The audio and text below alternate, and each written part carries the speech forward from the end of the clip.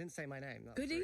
Woody. Woody. Yeah. Woody. Like Toy Story, you know. That kind of vibe. Do you like that name? Yeah, I really like it, actually. I always ask people, like, if they like their names and if they always have. Because, like, I grew up hating my name. Like, hating it. Like, I would have done anything to change it. Ooh. Oh, my God. All right, let's give it up for Billie Eilish, everybody. Woo! Hey, Billie. Hey, how are you? I'm really good. How are you? I'm okay. I'm Good, good. Let's jump straight into it. Wish You Were Gay. Love that song. Thank you. Sheesh. Thank you. Tell us about the story behind it. Okay, well, first off, I want it to be so clear that it's so not supposed to be an insult. Like, I feel like it's been a little bit misinterpreted. Mm-hmm. And I feel like I tried so hard to not make it in any way offensive or make you feel like you whatever. The whole idea of the song is it's kind of a joke. It's kind of like, I'm an ass and you don't love me. Mm-hmm. And you don't love me because you don't love me, and that's the only reason. And I wish that you loved me because you didn't love fucking girls. You know what I'm saying? Mm-hmm. And it could be the opposite way. It could be a girl interested in a girl, and maybe that girl likes girls also, but she doesn't like her back. And then it's like, well, damn, I wish you were straight. You know what I'm saying? It could be exactly the other way. I wish you were straight so that you didn't like me because you actually like boys. You didn't not like, you know what I'm saying? Yeah. So, I didn't get the offensiveness of it. It's just a joke. I think it's been like blown out of proportion. Yeah. So are you still friends with that guy then? Yes, I am. He's a sweetheart. I love him. Oh, okay, cool. Because I heard that he stood you up one time for like 2 hours. He did. Now, firstly, why did you wait for 2 hours? That's crazy. Hey, because I have a good heart. And I really expect the best out of people. Yes. But, you know, months after I wrote that song, which is kind of insane, but it was really like, the song was obviously a joke, and it's not a joke. I don't know how to say, it's like, it's just supposed to be like, a way I'm of selfish, making, I'm an ass, you know what I'm saying? It's like making light of the situation. It is, and it's like, just like, you know, I don't want to take my L, so I'm just going to pretend that you didn't just reject me. Well, I loved it. I also loved your Bury a Friend video. It's got a very, like, Marilyn Manson, nightmarish vibe. Yeah. So tell me about how you kind of came up with a creative concept for that. That one was really influenced by a lot of, like, horror movies and, like, especially the Babadook was, the main one. I feel like that video would not exist if it wasn't for the Babadook. The Babadook and, like, elements of God, this one movie that I can't remember the name of, but there's so many visuals in it that are just so dope. Where this kid like I don't even know, it's so sick. And then like a lot of American Horror Story vibes and stuff. And, I just love creepy stuff. Yeah, what's your favorite season of American Horror Story? Oh my God, probably Murder House. Murder House. Yeah, okay. Murder House or Coven. Yeah, Coven's my favorite. Yeah. Like, and after that one, I kind of just like, I couldn't really get into the others as much. Fell into love, like in love with it, you know? Yeah, I don't know. I really liked Murder House because Tate and like... Yes, Tate. That's what you need to say. That's all I gotta say. Tate. I mean, just also that character was like so... Oh my God. That... Yeah. Ooh, I love that season. So what was it like filming the video? Because obviously in the video, people are like touching your face and shit, like... That's not nice. Like, how long did you have to do that for? A minute. And also, the thing is, like, I'm such a dip. I'm like, because I like to do my own stunts, basically stunts. And so, like, you know, when the party's over, I had the like tubes in my eyes, squirting black stuff into my eyes. That was real. That was real. That was real. CGI. It was not CGI. That was real. The spider crawling out of my mouth for You Should See Me in a Crown. That was real. No. Yeah. See, you don't even know. No. I do it all myself. Yeah, because everyone just assumes, they've got I know. budget. I know. I could go through way less and then just have everything be CGI. And then like the needles in the back.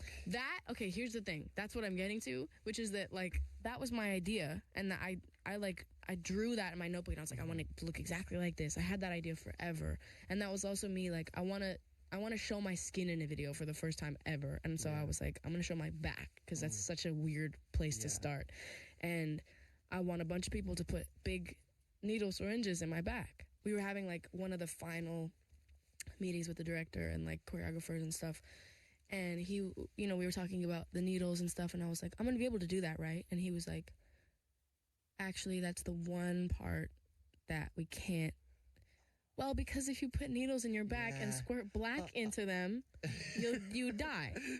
So I would have died. Would have been sick, though. But I really, like, I kind of had a fit. I was like, you're not going to let me put needles in my back? Mm-hmm. I just said, like my creative team was there. They were like, Billie, listen. They were like, it's the one part. We can do everything else. But, you know, that whole video, I had full eye black contacts. Yeah. All those people were really hitting me and, like, all that stuff. But I don't know. I like being, like, manhandled, so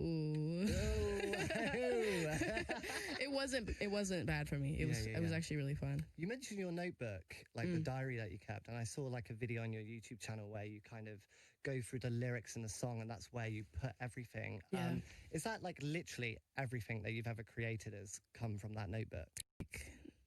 It's kind of in my whole brain, and like I even have dreams that I just draw the dreams like the next day, and like that's what a lot of Bury a Friend came from, was these creatures that I kept dreaming about. I feel like a lot of people are like, we should display that notebook eventually and like have people look through it, but there's some, well, I was gonna say, you know, what else is in there? There's some stuff in there, because it's not just lyrics, it's not just drawings, it's really like everything, I think, in that notebook. And you carry it with you all the time? No. Oh, okay. No, because it's way too precious. It's like all the original lyrics for like Copycat and I Don't Want to Be You Anymore, and like old songs, like the first songs that I ever wrote, and like so it's Bellyache, really first lyrics, a lot of songs that never came out and stuff, and like stuff that hasn't come out yet, and like pretty much all the album is on there. Like, so the reason though, I used to take it everywhere. My tour at the beginning of last year, which was 3 months, I took it and I left it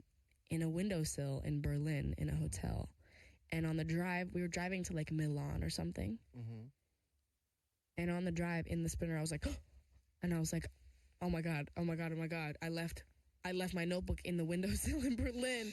And I had somebody from the label go and get it and ship it home. And then I had somebody go and like put it in a specific part of my house. Like, oh my God. So it was still there? Yes. It was a big deal. It was a big deal. So how long was it there for, though? Was it just like hours? Oh, okay. It wasn't days, because I think they would have. Can you imagine? Yeah, I think they would have done something. I was going to say, if you'd ever lost that. No, I can't. That's why I don't take it anymore. Because I can't. I would have a fit. So it's in a safe, in a cave, in a mysterious location. Cave. Yeah, in a cave. Yeah, it's in a cave. The safest place. It's in a cave. A cave. Mm-hmm. But you do a lot of writings and drawings on your bedroom wall, right? Yes. Now, my parents would have killed me if I'd done that. But see, I get that. Yeah. But if you put a blanket in front of it, nobody would know. It was disguised. It's disguised. Okay, because I was going to say, like, surely if people come over to your house and they read it, but if it's really personal, do you want them to read it? Like, that would be... Only a very small amount of people have read that wall. How many are we talking? Like 4, 5, maybe. Okay, that's a very small number. Yeah, and the thing is, like, it's hidden. You don't know it's there unless you watch my interviews. But if you're coming over to hang out with me and you watch all my interviews, I'm not trying to have you come over and hang out with me. Like, a little bit, you know, because it's your stuff. It's my stuff, and but it is interesting. But it's like, it's really like a thing that I don't want to share unless I really want you to see, you know? Yeah. And it's easy because there's a big Louis Vuitton blanket over it. So if I just don't want people to see, I would just put the little Louis down. It's fine. And we good. Let's talk about the album. Obviously, it's coming out at the end of the month. What was it like trying to put together the final track listing? Was that a hard process? Was that easy? Like, how was it? It was mixed. The second half of the album was like, it was kind of the middle that was hard, because the ending of the album is like, I've been planning that to be the set list the track list since the beginning of making the album. Yeah, you had like a kind of vision of how you wanted it to I knew I wanted to start with Bad Guy, and then of course we had Crown already out, so it was kind of hard to decide where that was going to go. Since people already have heard it, I didn't want to make it like the first one, because then it's like, well, we've heard this, you know what I'm saying? I hate when people put out albums and it's just like all songs they've already put out. Yeah. I hate that. You kind of want the new thing. Yes. But then that's a lot of pressure on artists to constantly, come up with that's your job. So tell it like it is. I mean, but the ending of the album, I wanted it to sound like a sentence. So the whole like second album, we had a song that we cut because it was only the title of a song and we never wrote it. What was the title? It was called I Don't Know, I Just Wish I Wasn't Breathing. That was the title of the song. Sounds very chill. I know. I wrote a little verse to it, but we never got around to actually making the full thing. It was gonna be, I don't know, I just wish I wasn't breathing. Listen before I go. I love you. Goodbye. Oh, man. I know. a little dark for the situation. It was a lot. So we never finished that one, but the ending of the album, Listen Before I Go, I Love You, Goodbye. It just, that's such a raw statement, I feel like, you're about to, it could literally apply to anything. You're leaving someone, someone's dying, you're dying, whatever the fuck, anything. And, listen before I go. Just listen. Yeah.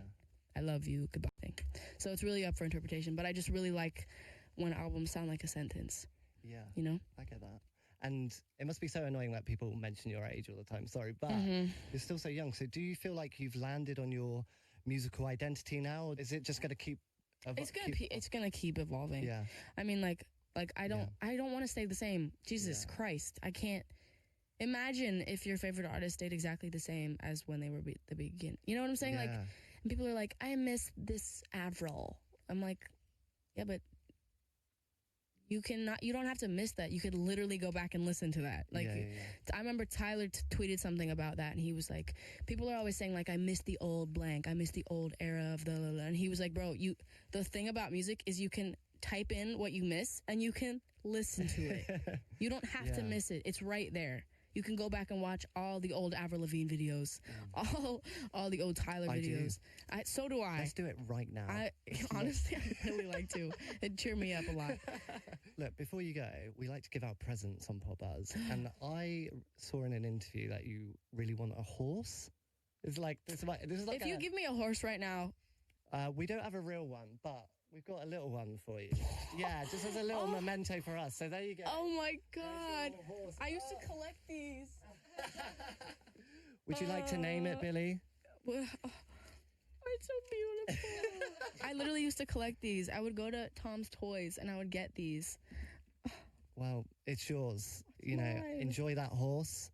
I wish you and the horse the best. Do you want to give me a real one next time? Next time I'll try and get a real horse. Cool. It just wouldn't fit through the door. It's really awkward, and then there's the lift and the stairs. Billie, it's been so lovely talking to you. Good luck with the album. Thank you. See you soon. Thank you. Sweet. Thanks, guys.